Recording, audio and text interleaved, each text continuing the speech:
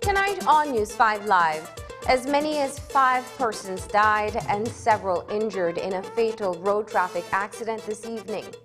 Richard O'Neill, he is kidnapped and shot and remains in a critical condition. Captain Elton Bennett ascends to the rank of Commandant of the Belize Coast Guard. And the Statistical Institute of Belize releases its latest figures on Belize's economic performance. Details of these stories and more coming up in tonight's newscast. No tricks, no.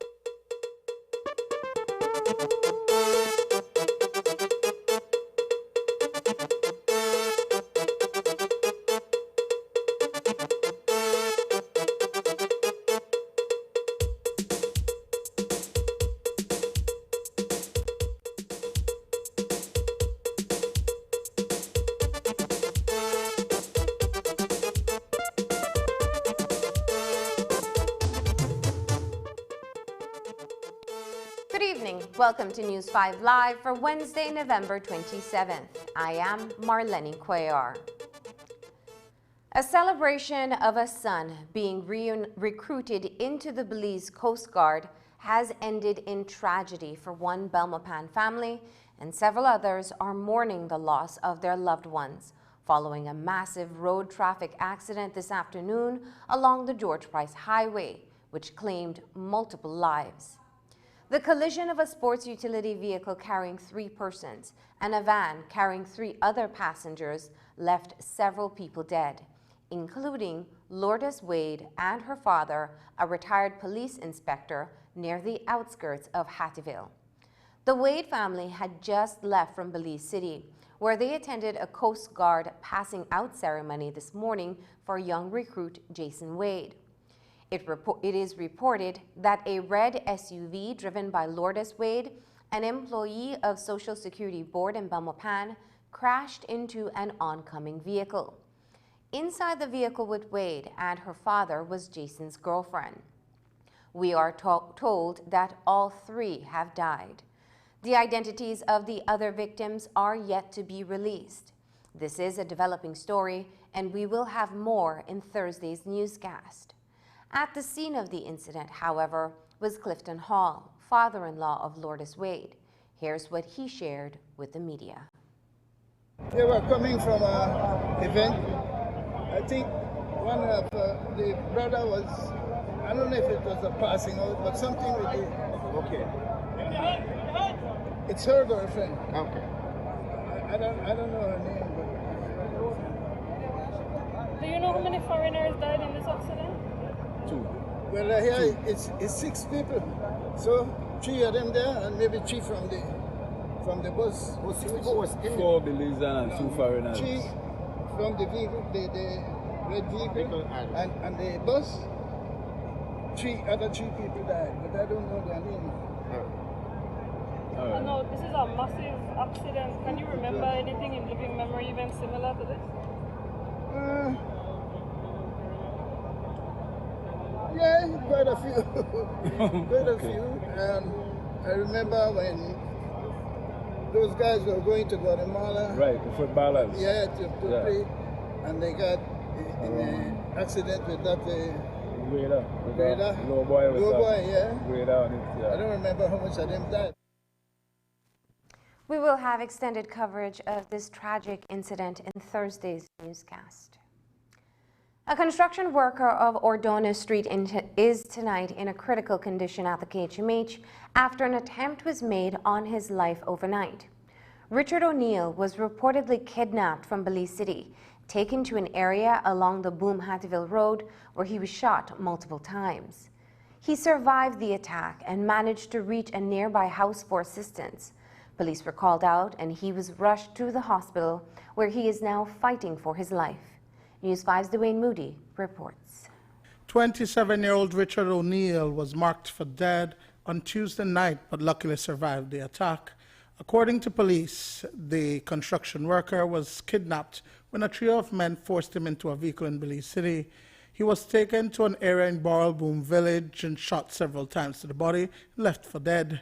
Even as he was seriously injured, O'Neill managed to make his way to a house on the Boom-Hattieville Road seeking assistance.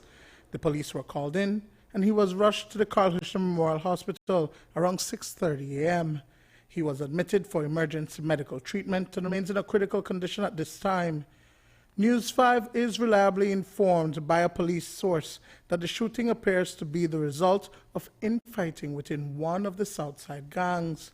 O'Neill is no stranger to police. Back in January of this year, he was one of 3 persons charged in connection with a hostage situation at 7 Days Shop on Mahogany Street in Belize City.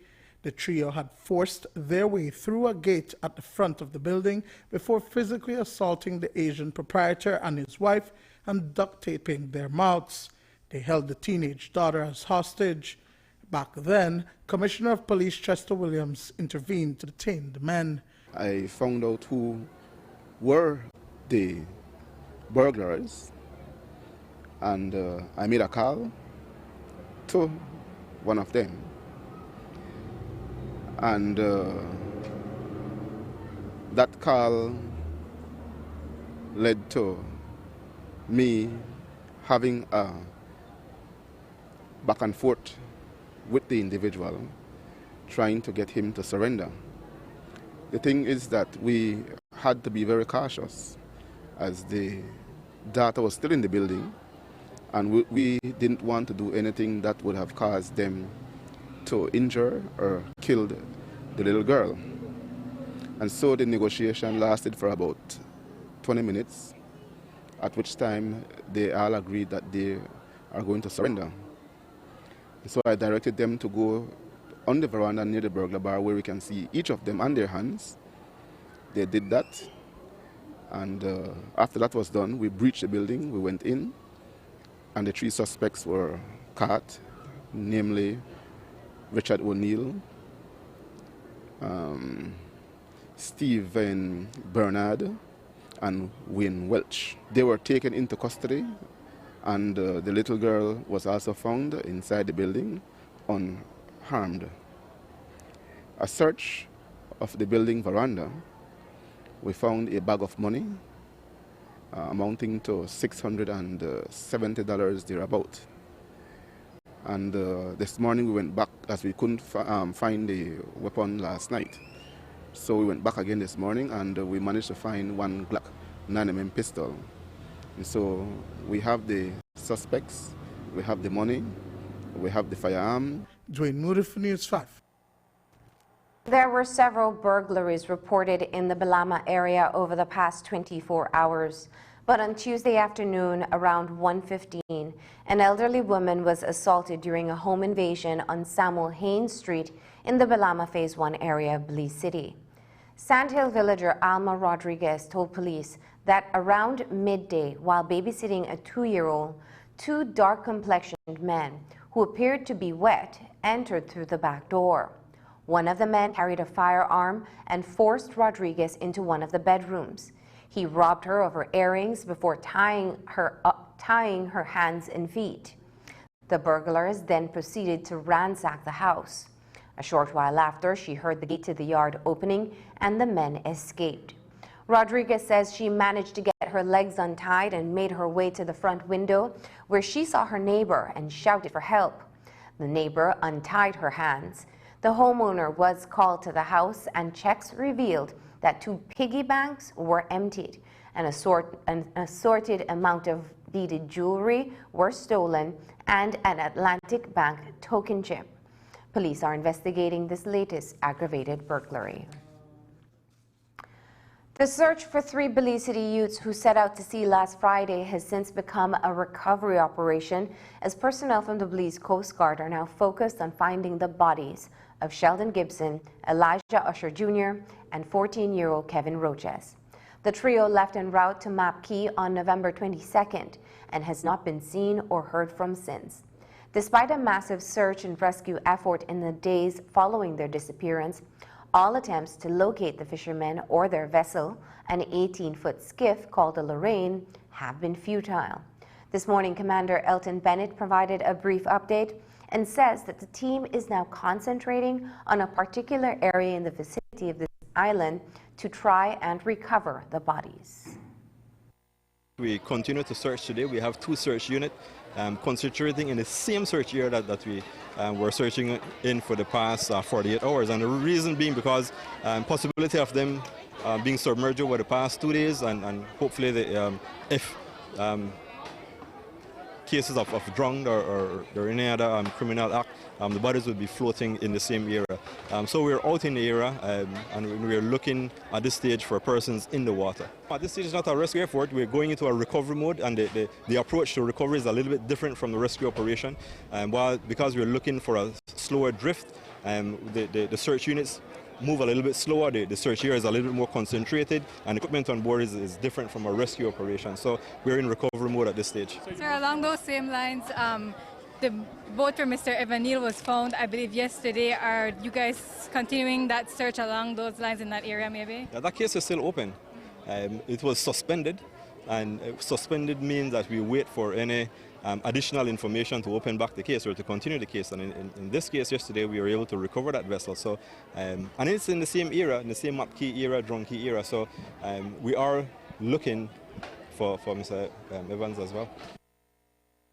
Turning to the courts, Chief Magistrate Sharon Fraser committed Salvadoran national Efrain Martinez to stand trial for the January 2019 murder of Guatemala national Elmer Salazar. The 54-year-old former employee of Belize Marine and Mooring Services will appear in the January 2020 session of the Supreme Court. After a preliminary inquiry, Chief Magistrate Fraser determined that there was sufficient evidence to make a prima facie case against him. According to police reports, Salazar had an altercation with several employees at Belize Marine and Mooring Services. It was during the altercation that Martinez allegedly chopped Salazar multiple times to the body. He died while receiving treatment at the KHMH. Glenford Diego is spending his first night on remand at the Belize Central Prison after he appeared before Senior Magistrate Aretha Ford for a robbery charge. He's accused of robbing Dollar Grocery Store on Water Lane in Belize City. He pleaded not guilty to the charge and was remanded to the Colby Foundation until January 30th, 2020. The proprietor of Dollar Grocery Store reported to police that on the night of November 14, 2019, two culprits entered the establishment. One held him up at gunpoint, while the other stole $1,000 in cash, 2 cell phones, and a DVR system. Coming up, Captain Elton Bennett ascends to the rank of Commandant of the Belize Coast Guard. 85 recruits also become official members of the Maritime Law Enforcement Agency.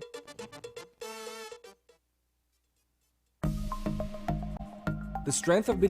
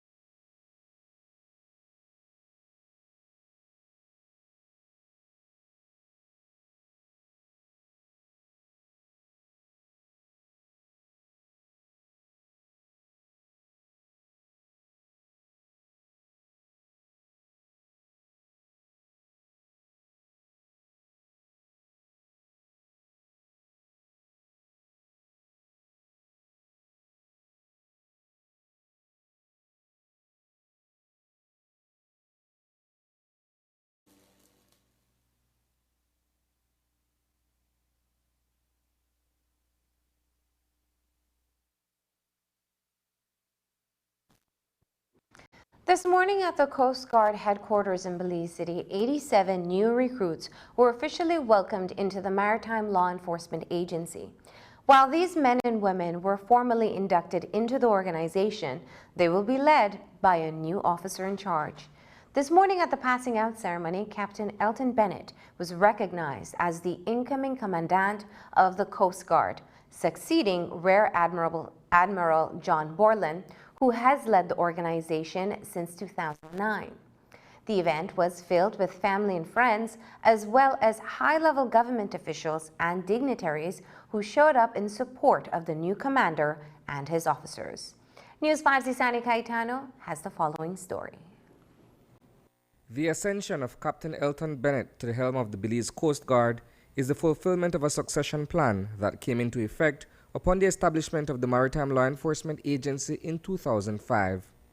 Under the leadership of Rear Admiral John Borland, the organization has grown by leaps and bounds and is poised to continue in that direction with a new officer in charge. From the time I joined the Coast Guard, we had a succession plan.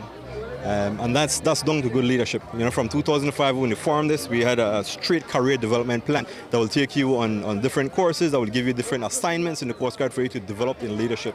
And I knew from then that I would have succeeded Admiral Borland as the commandant. Since taking over in 2009, Rear Admiral Borland has worked closely with Captain Bennett as his second in command, grooming him to one day lead the Coast Guard into times ahead. This morning, the reins were officially handed over with much pomp and circumstance. The future of the Coast Guard belongs to my successor and his command team, a man who is equally adept, capable, and competent, a man who has been my greatest ally, my friend, my brother, my mentor at times. I would trust no other person with a job as important as this and as vital to the survival of this nation. So today, it is with no regret nor reservation that I relinquish command of the Belize Coast Guard into the sure and steady hands of Captain Elton Bennett. Sir, you have command. Borland's departure, however, is not into retirement. In fact, he too is ascending to the echelons of the Ministry of National Security.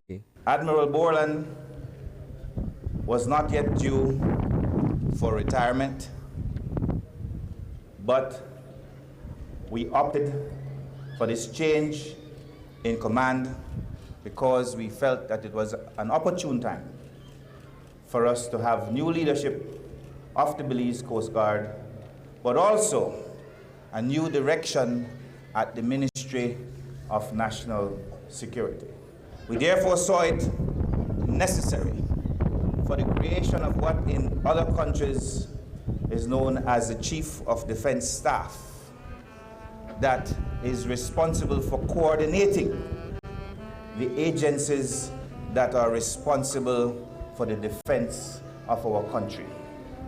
It is within that context then that we have agreed to establish that office and its first CDS to be our outgoing Admiral John Borland. With a new leader formally in place, what can the men and women of the Belize Coast Guard expect from its most senior officer? My style is really mission command. Once commanders understand what they're supposed to do, they'll be able to competently execute. But I must say that the Coast Guard is not led on personality. We have a strategy, we have a vision and mission, and we have a Coast Guard Act that we go by.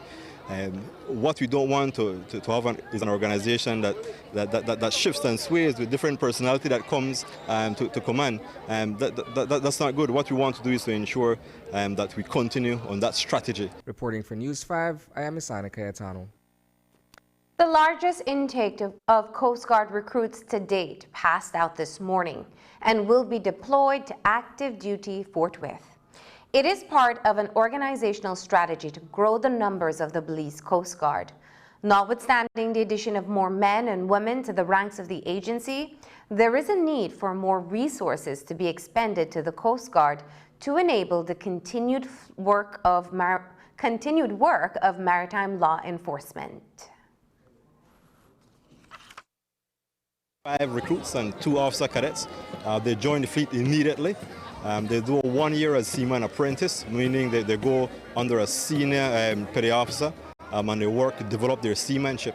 Because the recruit training is only 3 months long, we don't focus on enough seamanship. So that 1 year of apprenticeship will really prepare them on the job training to become competent at what they do.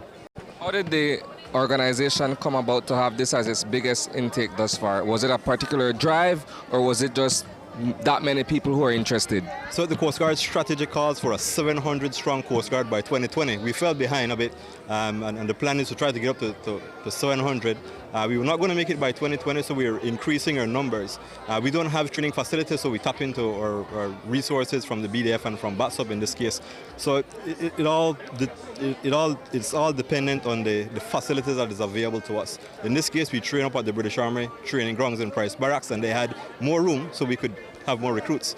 And as I mentioned, the end state is really to get up to 700. How do you keep up with other forms of resources, vessels, vehicles, and such for this kind of? Right. Well, that is a challenge indeed, and as I mentioned in my command philosophy, the challenge for me is really to balance that strategy, ensuring that our equipment and operating costs can match the resources that we have on board. The Statistical Institute of Belize says that the gross domestic product for the last quarter grew by 1.8%. Some of the factors that affected production levels for goods and services included climate conditions and world market prices, as well as consumer demand. If you felt that some vegetables were more expensive than others, you were right. Vegetables such as sweet peppers and tomatoes had higher price tags.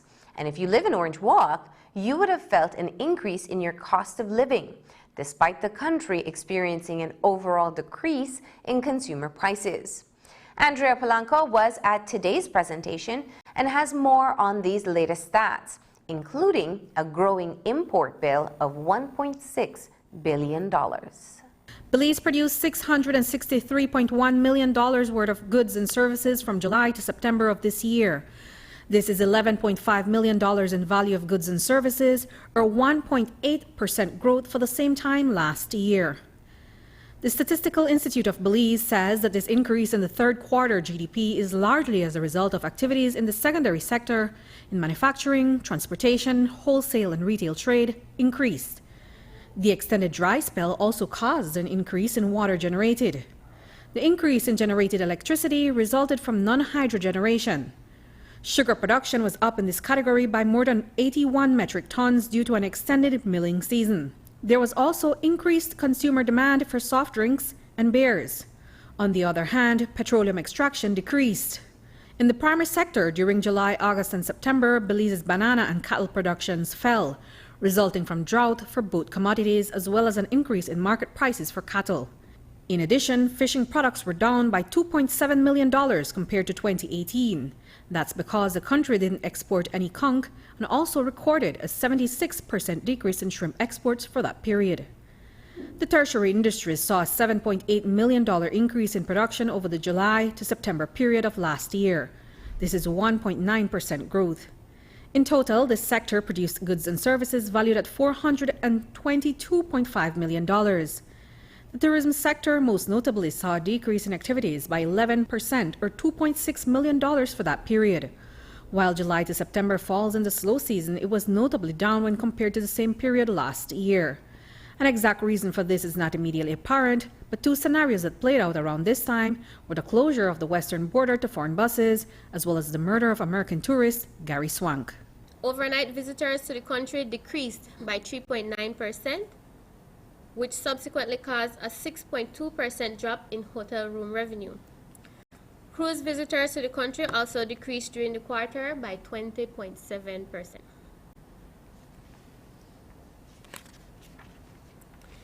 In examining tourist arrivals were down as the total number of overnight visitors to the country fell from roughly 102,600 visitors in the third quarter of 2018 to 98,600 visitors in the same period of 2019. 2,400 less American tourists visited the country, 477 less Canadian tourists and 137 less tourists from the United Kingdom visited the country. Cruise passenger arrival dropped 20.7% as a total of 13 less ship calls were made during the quarter. The overall consumer prices for the first 10 months of this year when compared to last year were down by 0.2%. Prices of goods and services for October 2019 were down by 0.1% when compared to last year. Fuel, rent, and airfare prices were down, while education and food prices went up.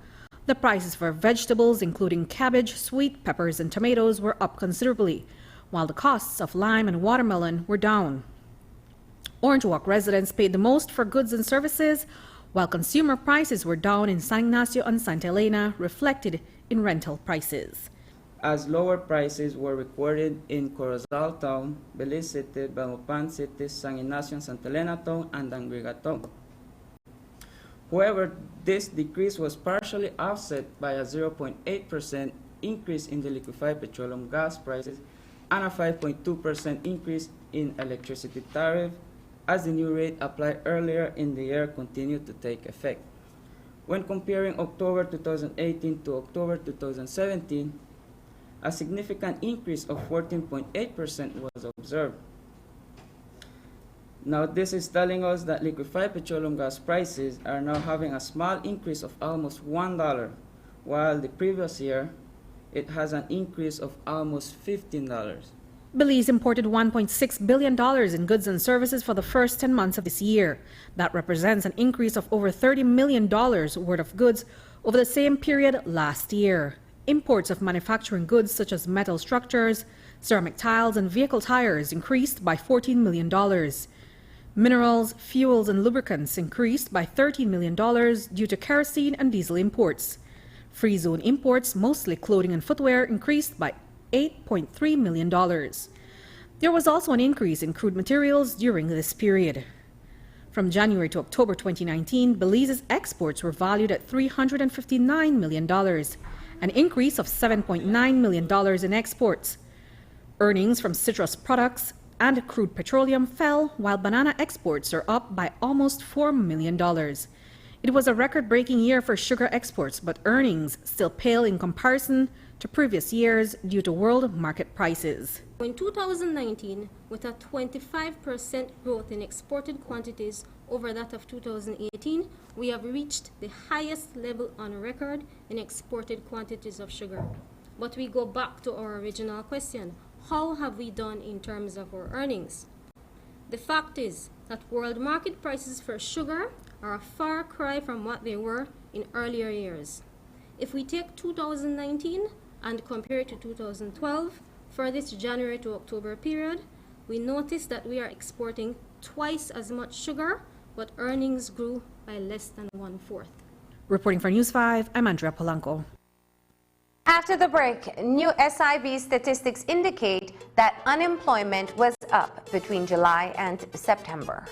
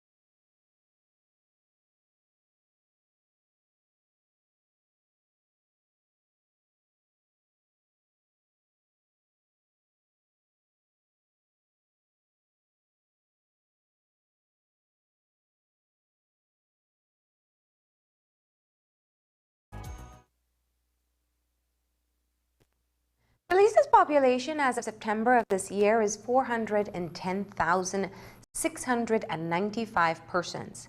Of that number, 271,651 persons are of working age, and the remaining persons are under 14 years old.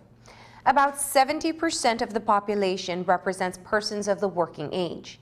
The SIB's labor force survey shows that the national unemployment rate grew from 7.7% in April to 10.4% in September of this year. That is 2.7%, despite an increase of over 5,600 new jobs over the 5-month period. SIB's Wendy Benavides breaks down the numbers. Within the labor force, the employed persons were a total of 170,458 persons, which would be at around 89.6% of the total labor force. And these were persons that were working for pay, profit, or family gain for at least 1 hour. Or they could have also been temporarily absent from work due to illness, injury, vacation leave, maternity leave, personal matters, or temporary disorganization of work. Unemployed persons, that is those wanting and available to work, represent 10.4% of the labor force, or 19,849.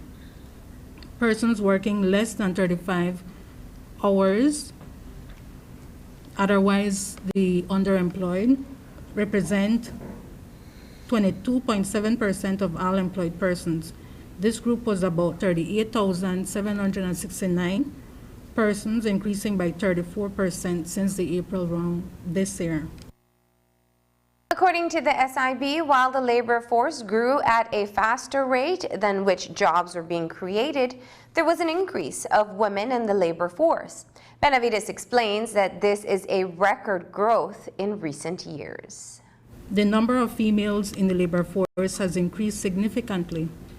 Since September 2012, more than 50% of females aged 14 years and over were in the labor force, which surpasses the participation rate of about 35% in the 1990s. Since the April 2019 round of the LFS, the participation of females in the labor force increased by 5.8 percentage points, a change that had not been seen in previous years. Nevertheless, males continue to outnumber the females in the labor force, but with a declined share. About 92% of adult males were in the labor force compared to about 66% of adult females. The increasing participation levels of women in the labor force has impacted the share of males in the labor force, with men now accounting for about 58% compared to 60% in previous rounds of the survey. When we come back, concerned parents speak out on the Pine Street preschool closure. Welcome to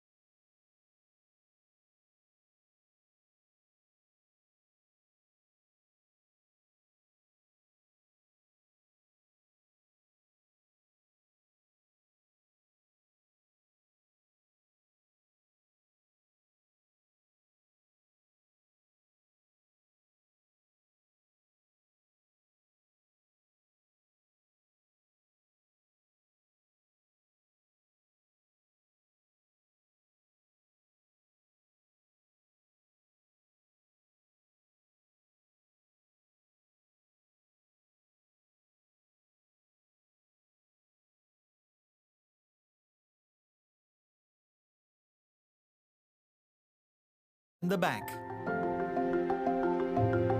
It's our annual Gimme 5 celebration.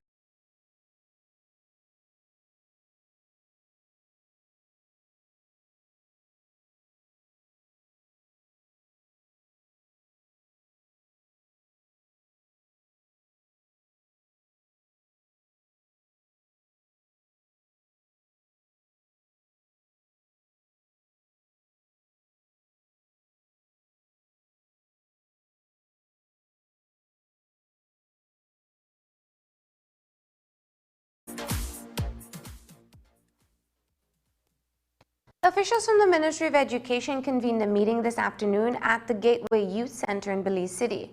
Present were the parents of some 30-plus students from the Pine Street Community Preschool.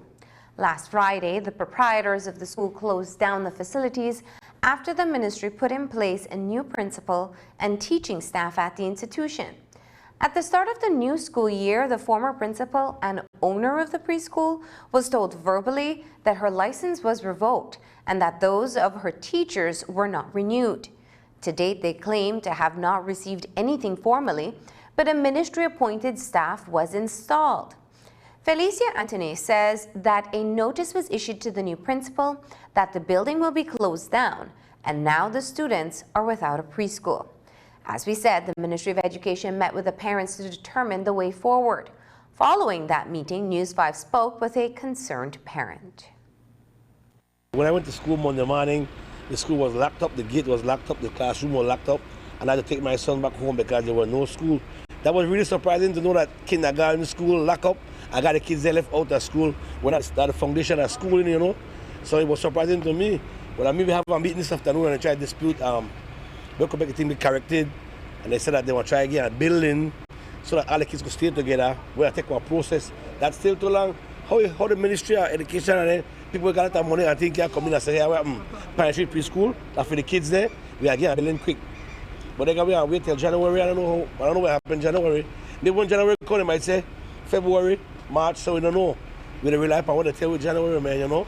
I want my son back in school, that's all. What will you do? Well, I wait on the process because I don't want my son to go to the next school and pay where I don't pay already for going to the school and I'm not reach halfway yet. That waste of time, you know. The Belize Seaweed Mariculture Project was launched today in Placencia. The project is a joint venture between the Belize Trade and Investment Development Service, Beltrade, and the Nature Conservancy Belize, TNC, with financial support from Compete Caribbean through the Inter-American Development Bank. The project aims to support increased fisheries productivity for traditional fisher folks in Belize through the development of sustainably farmed seaweed. It will also focus on heightening the sector's competitiveness and assist in the maintaining of product quality. Executive Director for Beltrade, Dr. Leroy Almendarez, says that the project is also intended to tackle current challenges in the seaweed industry in Belize, such as capacity gaps that exist among traditional fisher folks. This is something that conceptually started some time ago in terms of discussion. Compete Caribbean and the IDB, they also, they cite as a means of continuous support to Belize. And so you had, groups working together, the Nature Conservancy, the TNC, you had, like I mentioned, Compete Caribbean and Beltrade being the lead. And so today, basically what happens means that the project is ready to go.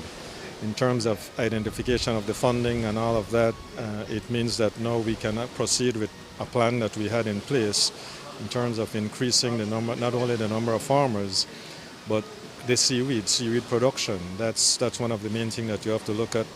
But of course, if we want to export it, for example, that it goes beyond just our domestic market, then we have to focus on quality. We'll have more on this in Thursday's newscast. Coming up after the break, Love and Rage is launched during the 16 days of activism. As we continue to enhance customer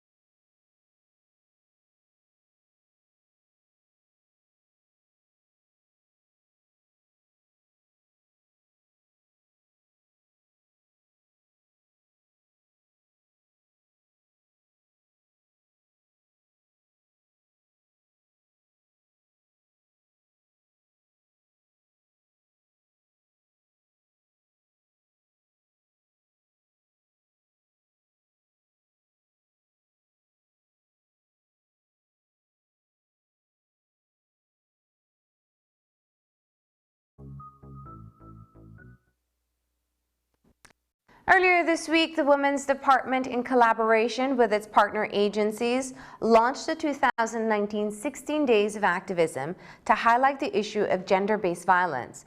A number of activities will be held during this time. But today at the Leo Bradley Library in Belize City, Belizean-American author Tricia Logan launched her book, Love and Rage. The book details Logan's life story, living in an abusive relationship and being beaten constantly to the brink of her death. She survived and is now living a new life, married with children. Logan officially launched the book in Belize with the hopes that women would read it and make the decision to no longer suffer in silence. I want Belize to change the law and making, once a complaint has been made, follow through. I want to advocate for these women that are scared, don't have a voice. I'm here if you need me. Even if I'm in Los Angeles, you can reach out to me. My Facebook is open. I've had several people from out here that reached out to me while I was on the show this morning. I already got several people that have reached out. And I can listen to you. I won't judge you. I'm here for you if you need me. But the first step we need to do is change this law in Belize. I truly believe if we do that, we would save a lot of women. Getting out was when I was laying on the hospital bed and the doctor said 1 inch more to your temple and you wouldn't be here today. That made me reflect what was going to happen to my children. I'm not staying here for them. I won't be here for them if I stay. And that was what made me reflect. That doctor, the words of that doctor made me open my eyes and say, how can I love someone more than myself? I actually love my kids more than I love myself, right? But that was where it started. How could someone love you like that? Your skin is black and blue, your eyes are swollen. How can you have someone touch you and say, I love you? Look at that. I just want you to close your eyes and think about that and say, how could that person love me and have me like this? There's no way in hell that I would ever make any man touch me like that again. You know, I hope that these women would think about that. They don't love you if they hate you. And that's the news. Don't forget that tonight's broadcast is available in both text and streaming video at channel5belize.com. You can also connect with us on our Facebook page at facebook.com/News5Live. I'm Marlene Cuellar. Thanks for joining us. And from all of us here at News 5, good night.